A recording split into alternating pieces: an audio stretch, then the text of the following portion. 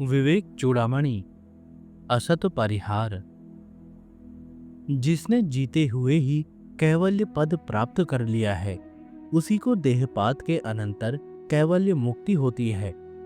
क्योंकि जो थोड़ा सा भी भेद रखता है, उसके लिए यजुर्वेद की श्रुति भय बताती है। जब कभी यह विद्वान अनंत ब्रह्म में अणुमात्र भी भेद दृष्टि करता है, तभी इसको भय की प्राप्ति होती है। क्योंकि स्वरूप के प्रमाद से ही अखंड आत्मा में भेद की प्रतीति हुई है। श्रुति, स्मृति और सैकड़ों युक्तियों से निषिद्ध हुए इस दृश्य देह आदि में जो आत्मबुद्धि करता है, वह निषिद्ध कर्म करने वाले चोर के समान दुख पर दुख भोगता है। जो अद्वितीय ब्रह्म रूप सत्य पदार्थ की खोज करता है, वही मुक्त होकर अपने नित्य महत्व को प्राप्त करता है। और जो मिथ्या दृश्य पदार्थों के पीछे पड़ा रहता है, वह नष्ट हो जाता है।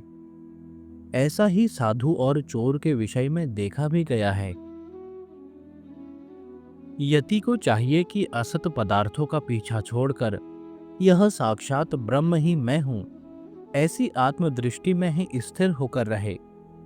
अपने अनुभव से उत्पन्न हुई ब्रह्मनिष्ठा ही अविद्या के कार्यभूत इस प्रतीयमान प्रपंच के दुख को दूर करके परम सुख देती है। बाह्य विषयों का चिंतन अपने दुर्वासना रूप फल को ही उत्तरोत्तर बढ़ाता है। इसलिए विवेक पूर्वक आत्म स्वरूप को जानकर बाह्य विषयों को छोड़ता हुआ नित्य आत्म अनुसंधान ही करता रहे। बाह्य पदार्थों का निषेध कर देने पर मन में आनंद होता है, और मन में आनंद का उद्रेक होने पर परमात्मा का साक्षात्कार होता है, और उसका सम्यक साक्षात्कार होने पर संसार बंधन का नाश हो जाता है। इस प्रकार बाह्य वस्तुओं का निषेध ही मुक्ति का मार्ग है। सत असत वस्तु का विवेकी, श्रुति प्रमाण का जानने वाला, परमार्थ तत्व का ज्ञाता, ऐसा कौन बुद्धिमान होगा जो मुक्ति की इच्छा रखकर भी जानबूझकर बालक के समान अपने पतन के हेतु असत पदार्थों का ग्रहण करेगा। जिसकी देह आदि अनात्म वस्तुओं में आसक्ति है, उसकी मुक्ति नहीं हो सकती, और जो मुक्त हो गया है, उसका देह आदि में अभिमान नहीं हो सकता। जैसे सोए हुए पुरुष को जागृति का अनुभव नहीं हो सकता, और जागृत पुरुष को स्वप्न का अनुभव नहीं हो सकता, क्योंकि ये दोनों अवस्थाएं भिन्न गुणों के आश्रय रहती हैं। आत्मनिष्ठा का विधान। जो समस्त स्थावर जंगम पदार्थों के भीतर और बाहर अपने को ज्ञान स्वरूप से उनका आधारभूत देखकर समस्त उपाधियों को छोड़कर अखंड परिपूर्ण रूप से स्थित रहता है, वही मुक्त है। संसार बंधन से सर्वथा मुक्त होने में सर्वात्म भाव अर्थात सबको आत्मा रूप देखने के भाव से बढ़कर और कोई हेतु नहीं है।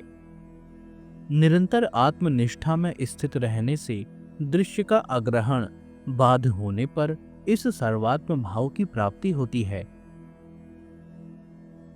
जो लोग देहात्म बुद्धि से स्थित रहकर बाह्य पदार्थों की मन में आसक्ति रखकर उन्हीं के लिए निरंतर काम में लगे रहते हैं, उनको दृश्य की अप्रतीति कैसे हो सकती है।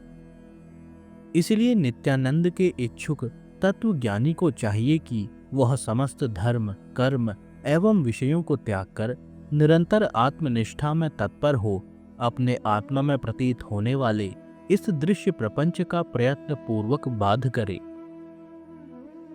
शांतो दांत उपरत तस्ति तिक्षु। यह श्रुति यति के लिए वेदांत श्रवण के अनंतर सर्वात्म्य भाव की सिद्धि के लिए समाधि का विधान करती है। अहंकार की शक्ति जब तक बड़ी चढ़ी रहती है, तब तक कोई विद्वान उसका एकाएक ही नाश नहीं कर सकता। क्योंकि जो महापुरुष निर्विकल्प समाधि में अविचल भाव से स्थित हो गए हैं, उनके अंदर भी अनंत जन्मों की वासनाएं देखी जाती हैं। मोहित कर देने वाली अहम बुद्धि के साथ अपने आवरण शक्ति के द्वारा पुरुष का संयोग कराकर विक्षेप शक्ति उस अहम बुद्धि के गुणों से मनुष्य को विक्षिप्त कर देती है। आवरण शक्ति की पूर्ण निवृत्ति के बिना विक्षेप शक्ति पर विजय प्राप्त करना अत्यंत कठिन है।